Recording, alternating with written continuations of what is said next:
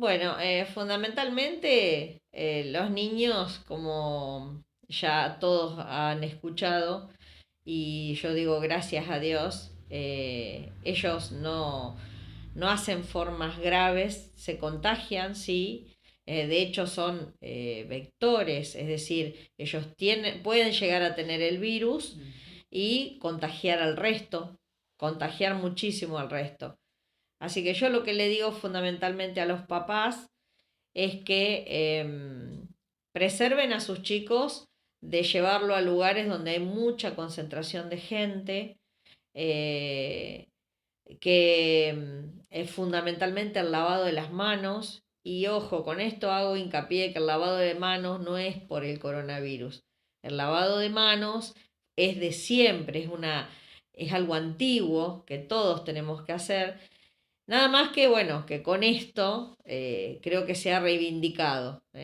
Los chicos muchas veces tienen diarrea y se debe a que los niños por ahí no tienen una buena higiene de manos y agarran alimentos o sea, están jugando en el piso, se ensucian las Claro. manos y después van y agarran un alimento y después terminan con una diarrea, una gastroenterocolitis, ¿no?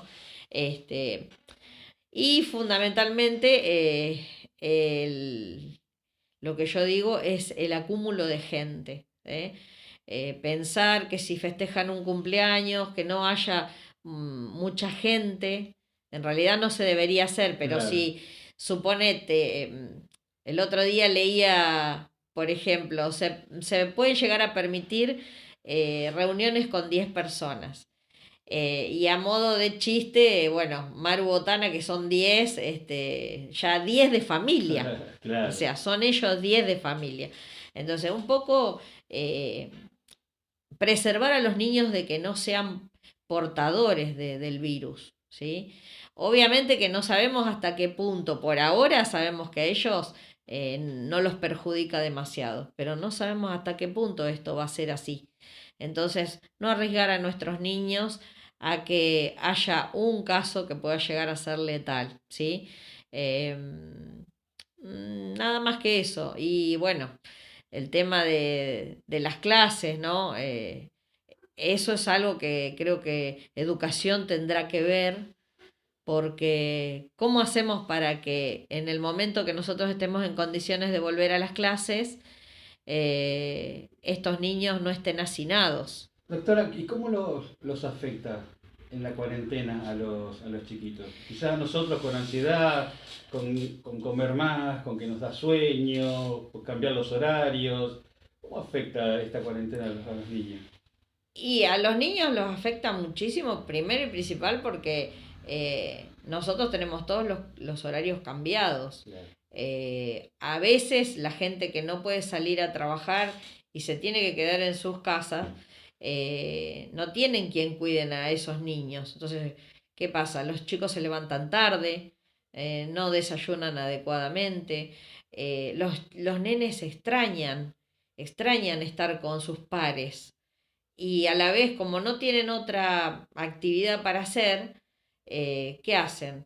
Recurren al televisor, a los que pueden la computadora o los celulares. Y entonces como que están sumergidos en eso.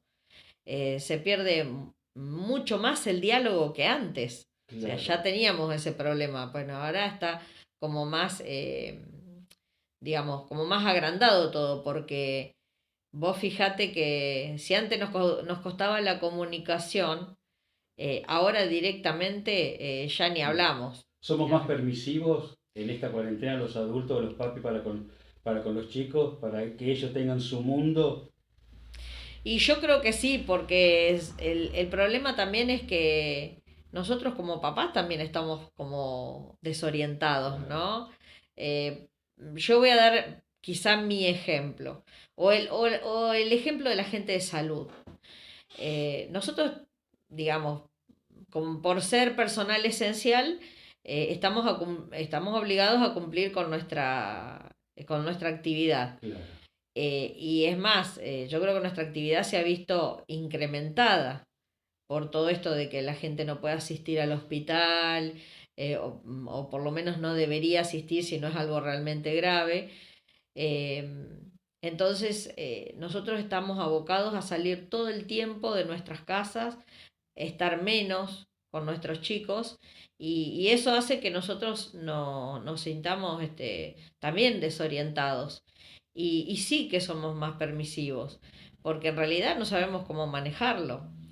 No tenemos el tiempo para dedicarles y decir, bueno, vamos a hacer esta actividad, vamos a hacer otra actividad, porque si somos muchos de familia, cada actividad que emprendemos hace que también nosotros estemos muy en contacto Claro. y nosotros tenemos que mantener una distancia social. Y muchas veces es difícil, es difícil. Lamentablemente es lo que tenemos que hacer. Pero bueno, yo lo único que rescato es que lo voy a hablar desde Navarro porque yo veo que Navarro la verdad que se está portando muy bien. Habrá casos, como en todos lados, de gente que quizá no cumple, pero en general un alto porcentaje, y eso creo que se ha visto en todos lados, un alto porcentaje acata las reglas que hoy nos toca vivir, que no nos gusta, Claro. pero lo tenemos que hacer. Doctora, en los barrios, los chicos están en la calle, salen a la calle, quizás por el permiso de la madre, quizás porque se escapan de las casas y juegan con los otros vecinos. Para ellos es perjudicial esto, es perjudicial ellos en el sentido de lo que estamos viendo en esta cuarentena. Eh, Hay dos cosas que hay que separar, ¿no es cierto? Nosotros como comunidad que somos, nos conocemos todos, a veces eso nos da una ventaja y una desventaja. Claro. Gracias a Dios y nosotros no tenemos circulación comunitaria y a veces eso hace que uno se confíe. Entonces, claro, como el virus no está acá, el único caso que tuvimos fue importado y gracias a la intervención de todo el comité de crisis eh, se pudo rescatar todos los casos, se los aisló como correspondía y, y la verdad que nosotros estamos aislados de esos grandes problemas que tiene, por ejemplo, General Rodríguez, Moreno, Luján, Luján. algunos por ahí Mercedes o algo en Lobos, con todo el problema que tuvieron. Pero lo que yo le diría a la comunidad es que, más allá de que yo entiendo que esta cuarentena es muy difícil, no se confíen, por favor, no se confíen, traten de ser cuidadosos. Si sus chicos están en la calle, traten de ver a dónde van, con quién están, porque yo estoy segura que a lo mejor, voy a decir a modo de ejemplo, ¿no? Yo estoy segura que a lo mejor yo no tengo coronavirus, pero no sé si el vecino lo puede tener. Claro. Entonces, si mis hijos están en contacto con esa persona y se contagian, a lo mejor no van a manifestar la enfermedad. Eso es lo que hay que entender. Que a lo mejor hay chicos que no se enferman. Entonces, pero ese chico puede contagiar.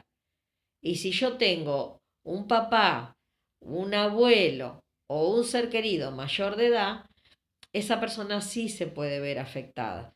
O por ahí una persona que no es tan mayor, que es joven, pero es hipertenso, es diabético. Entonces, tienen que tomar las medidas, tienen que cuidarse. Nosotros estamos en fase 4, pero es muy factible de que si todo se mantiene como hasta ahora, podamos llegar a la fase 5. ¿Sí? Entonces, ¿qué quiere decir? ¿Vamos a hacer lo que se nos da la gana? No. Quiere decir que quizá vamos a tener, o sea, va a haber más actividades de gente que todavía a lo mejor no ha podido empezar a trabajar, pero nos tenemos que seguir cuidando.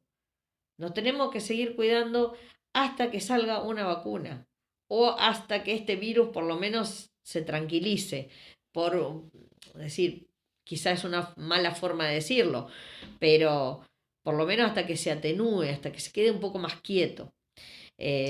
Como se ha escuchado en la televisión, El virus no nos busca a nosotros lo Nosotros lo buscamos. buscamos. Es verdad. Es una realidad, es una realidad. No solamente, imagínense lo que fue el virus del sarampión. A ver, Claro. el sarampión también fue en su momento una pandemia y azotó a muchos países. Y nosotros también tuvimos muchos casos de sarampión, ¿no? Me refiero a nivel Argentina, ¿no? Sí, sí, sí, sí. Y bueno, y hay que cuidarse. Y cuando hay un caso se lo aísla y trata de que se vacunen a todos los chicos. ¿Para qué? Para que haya menos casos. A veces se logra y a veces no. Pero por lo menos hay una vacuna. Exactamente. Sabemos En que... este momento no hay. Y en este momento no hay.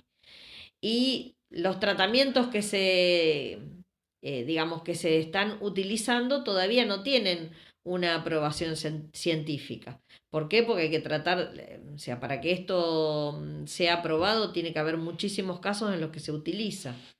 Entonces, todavía estamos, ¿cómo te puedo decir?, desprotegidos, desvalidos. Y la única forma de protegernos es la cuarentena. Lógicamente que no podemos estar de cuarentena toda la vida, eso lo sabemos todos.